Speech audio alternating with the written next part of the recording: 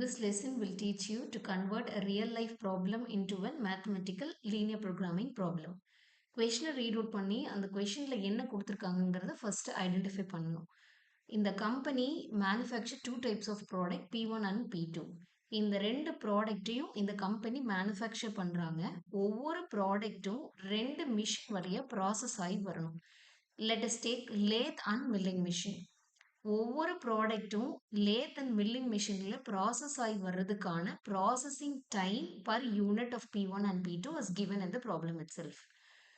இதில் lathe and milling மிஷினுடைய availability per week, ஒரு மிஷின் பர் வீக்கில் இவ்வளோ ஹார்ஸ் தான் அவைலபிலிட்டி இருக்குது அப்படிங்கிறதையும் கொஷன்லேயே கொடுத்துருக்காங்க. தென் அந்த ப்ராஃபிட் ஒரு ப்ராடக்டை P1 அண்ட் P2வை சேல்ஸ் பண்ணும்போது, ஒரு ப்ராடக்டை சேல்ஸ் பண்ணும்போது எவ்வளோ ப்ராஃபிட் ஏர்ன் பண்ணுறோங்கிறதையும் கொஷனில் கொடுத்துருக்காங்க as ₹6 and ₹8 ரெஸ்பெக்டிவ்லி. கொஷனுக்கு ஆன்சர் எப்படி எழுதணும் அப்படின்னா, லீனியர் ப்ரோக்ராமிங் மாடலை டிரைவ் பண்ணி அப்ஜெக்டிவ் ஃபங்க்ஷன் என்னவா இருக்கணும் அப்படின்னா ப்ராஃபிட்டை மேக்ஸிமைஸ் பண்ணுற கேஸ் இருக்கணும். So we have two objective in linear programming. ஒன்று ப்ராஃபிட்டை மேக்ஸிமைஸ் பண்ணணும் and another one is minimise the total loss. இது ரெண்டும் தான் நம்மளுடைய objective in linear programming problem. இப்போ நான் கொடுத்துருக்கிற ஸ்டேட்மெண்ட்டை ரீட் அவுட் பண்ணதிலிருந்து ஒரு சின்ன டேபிள் நான் ஃபர்ஸ்ட் ஃப்ரேம் பண்ணணும். அந்த டேபிள் ஃப்ரேம் பண்ணுறது மூலியமா மட்டும்தான் நான் அடுத்து என்னுடைய ஃபர்தர் ஸ்டெப்ஸை வந்துட்டு நான் மினிமைஸ் பண்ணுவேன். ஸோ ஃபர்ஸ்ட் திங் என்ன அப்படின்னு பார்த்தீங்க அப்படின்னா, என்னென்ன ப்ராடக்ட் வந்துட்டு ப்ரொடியூஸ் பண்ணுறாங்கங்கிறத ஃபர்ஸ்ட் எழுதணும். P1 அண்ட் P2 இந்த ரெண்டு ப்ராடக்ட்டும் ரெண்டு மிஷின் வழியாக ப்ராசஸ் ஆகுது. கால் lathe and milling machine.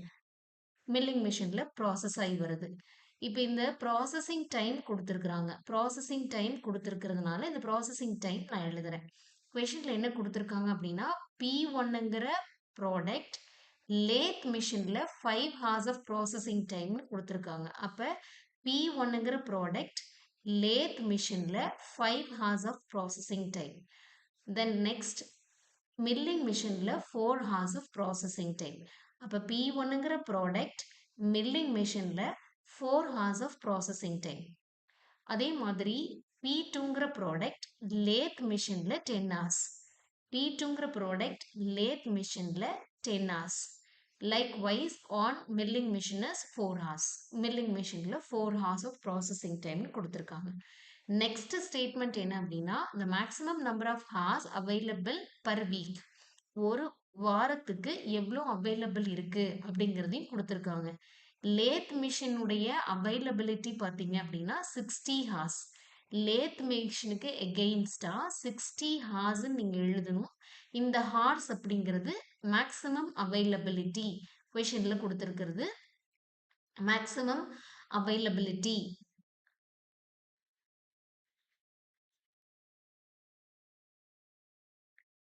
Then milling மிஷினுடைய maximum availability 40 ஹார்ஸ்னு கொஷன்லயே கொடுத்துருக்காங்க. ஓகேங்களா. நெக்ஸ்ட் திங் என்ன அப்படின்னா profit.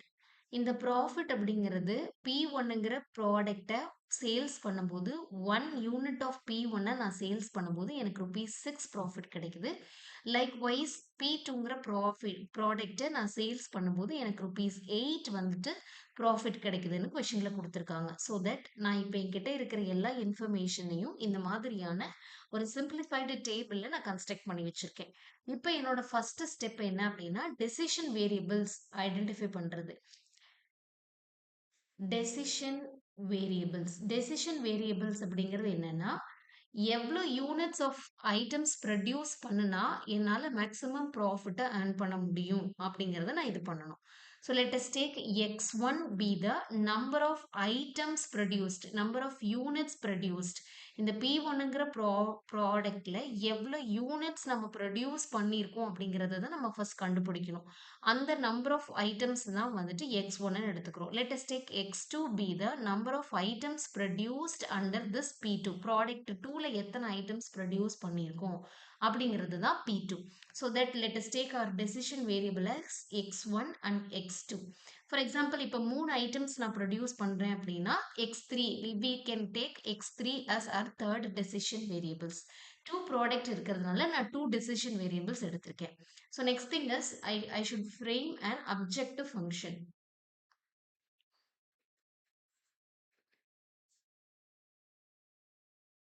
I should frame an objective function. Objective function அப்படிங்கிறது என்ன அப்படின்னா ப்ராஃபிட் உடைய மேக்ஸிமைசேஷன், எவ்வளோ ப்ராஃபிட் கிடைக்குது அப்படிங்கிறது தான் அப்ஜெக்டிவ் ஃபங்க்ஷன். எவ்வளோ ப்ராடக்ட்டை மேனுஃபேக்சர் பண்ணியிருக்கோம் அப்படிங்கிறத பேஸ் பண்ணி தான் நம்மளால அப்ஜெக்டிவ் ஃபங்க்ஷன் எழுத முடியும். அப்ஜெக்டிவ் ஃபங்க்ஷன்ல இப்போ நம்ம கிட்ட கேட்டிருக்கிறது ப்ராஃபிட் மேக்ஸிமைசேஷன் கேஸ். அப்போ மேக்ஸிமம் இசட் ஈக்குவல் டு எவ்வளோ யூனிட்ஸ் x1ல P1ல ப்ரொடியூஸ் பண்ணணும், x1 நம்பர் ஆஃப் ஐட்டம்ஸ். ஒரு ப்ராஃபிட்டுக்கு ஒரு யூனிட் ஆஃப் P1 சேல்ஸ் பண்ணா எவ்வளோ ப்ராஃபிட் கிடைக்குது, 6 rupees கிடைக்குது. அப்போ x1 number of product, for example இப்போ நான் 50 ஐட்டம்ஸ் நான் ப்ரொடியூஸ் பண்ணியிருக்கேன் அப்படின்னா ஒரு யூனிட்டுக்கு 6 rupees ப்ராஃபிட் கிடைக்குது. 5 3s are 30, 300 rupees வந்துட்டு எனக்கு ப்ராஃபிட் கிடைக்கும் அண்டர் P1. லைக்வைஸ் இப்போ நான் இங்கே எழுதணும் அப்படின்னா 6 into x1 எழுதணும். x1 be the number of items produced under P1. ஒரு யூனிட்டை சேல்ஸ் பண்ணும்போது 6 rupees ப்ராஃபிட் கிடைக்குது. ஸோ தட் ப்ராடக்ட் P1ல எனக்கு கிடைக்கிற total profit 6 into x1 plus 2 product நம்ம ப்ரொடியூஸ் பண்றோம். ஸோ தட் 2ல் இருக்கிற ப்ராஃபிட்டையும் நம்ம பார்க்கணும். ஸோ தட் செகண்ட் ப்ராடக்ட்டை நான் சேல்ஸ் பண்ணும்போது ஒரு யூனிட்டை சேல்ஸ் பண்ணால் 8 rupees ப்ராஃபிட் கிடைக்குது. x2 நம்பர் ஆஃப் ஐட்டம்ஸ் நம்ம இதில் ப்ரொடியூஸ் பண்ணுறோம் ப்ராடக்ட் P2ல. So that 8 into x2. So this is called an objective function for this LPP. So first செட்டை வந்து நம்ம கம்ப்ளீட் பண்ணியிருக்கோம். அப்ஜெக்டிவ் ஃபங்க்ஷனை ஃப்ரேம் பண்ணியாருக்குச்சு. இந்த அப்ஜெக்டிவ் ஃபங்க்ஷன் அப்படிங்கிறது என்னுடைய ப்ராஃபிட். இந்த ப்ராஃபிட் எதை வச்சு நான் மேக்ஸிமைஸ் பண்ண முடியும் அப்படின்னா பேஸ்ட் ஆன் த கன்ஸ்ட்ரெயின். இந்த ப்ராஃபிட் எனக்கு வரணும் அப்படின்னா, இந்த ப்ராஃபிட் எனக்கு வருது அப்படின்னா என்னுடைய அவைலபிலிட்டி என்னவோ அதை பேஸ் பண்ணி தான் என்னால் இந்த ப்ராஃபிட்டை ஏர்ன் பண்ண முடியும். That set of equation is called set of constrains.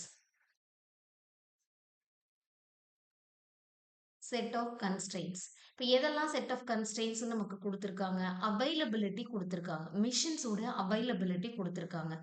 Lathe மிஷினுடைய அவைலபிலிட்டி, இந்த லேத் மிஷின் பர் வீக்குக்கு 60 hours தான் மேக்ஸிமமே அவைலபிள் இருக்கும்னு கொடுத்துருக்காங்க. அப்போ ஒரு யூனிட் P1 மேனுஃபேக்சர் பண்ணுறதுக்கு 5 hours ஆஃப் ப்ராசஸிங் டைம் தேவைப்படும் போது x1 number of items produce பண்ணுறதுக்கு 5 into x1 டைம்ஸ் தேவைப்படுது. Plus x2 number of items produce பண்ணுறோம் P2ல. அப்போ ஒரு யூனிட்டை ப்ரொடியூஸ் பண்ணுறதுக்கு 10 hours ஆஃப் ப்ராசஸிங் டைம் தேவைப்படுது. அப்போ x2 number of items produce பண்ணுறதுக்கு 10 into x2 hours தேவைப்படும். மேக்ஸிமம் அவைலபிலிட்டியே அப்படின்னு நமக்கு கொடுக்கும்போது 60 hours தான் மேக்ஸிமமே இருக்குது. அதுக்கு மேலே நம்மளால் என்ன பண்ண முடியாது, லேத் மிஷினை நம்ம யூட்டிலைஸ் பண்ண முடியாது. So that we should have a symbol less than or equal to. minimum availability அப்படின்னு நமக்கு கொடுத்துருந்தாங்க அப்படின்னா 60 ஹார்ஸ்க்கு மேலே எவ்வளோ ஹார்ஸ் வேணாலும் we can use. so we should do greater than or equal to symbol here. So அப்போ ஃபர்ஸ்ட் செட் ஆஃப் கன்ஸ்ட்ரெயின் என்ன அப்படின்னா லேத் மிஷினுடைய set of constraint 5x1 plus 10x2 less than or equal to 60. Since எல்லாமே வந்து ஹார்ஸ்ல தான் இருக்கிறதுனால எந்த யூனிட்டையும் நான் சேஞ்ச் பண்ணலை. சின்ஸ் எல்லாமே ஹார்ஸ்ல இருக்கிறதுனால ஃபர்ஸ்ட் லேத்தோடைய constraint ready. Then second thing என்ன அப்படின்னா மில்லிங் மிஷினுடைய ஹார்ஸ் அவைலபிலிட்டி. ஒரு யூனிட் ஆஃப் P1 ப்ரொடியூஸ் பண்ணுறதுக்கு 4 hours மில்லிங் மிஷினில் டைம் தேவைப்படுது. x1 number of items produce பண்ணுறதுக்கு 4 into x1 hours தேவைப்படுது. So that 4x1 plus 4x2 less than or equal to 40. So maximum availability in the இங்கேயும் கொடுத்திருக்காங்க. So that we should use less than or equal to symbol here. So set of constraint நமக்கு 2 constraint தான் நமக்கு questionல கொடுத்திருக்காங்க. Set of constraints எழுதியாச்சு. This is our second case. Third thing என்ன அப்படின்னா non-negativity restriction அப்படின்னு நம்ம சொல்லுவோம். non-negativity restriction அப்படின்னு நம்ம சொல்லுவோம்.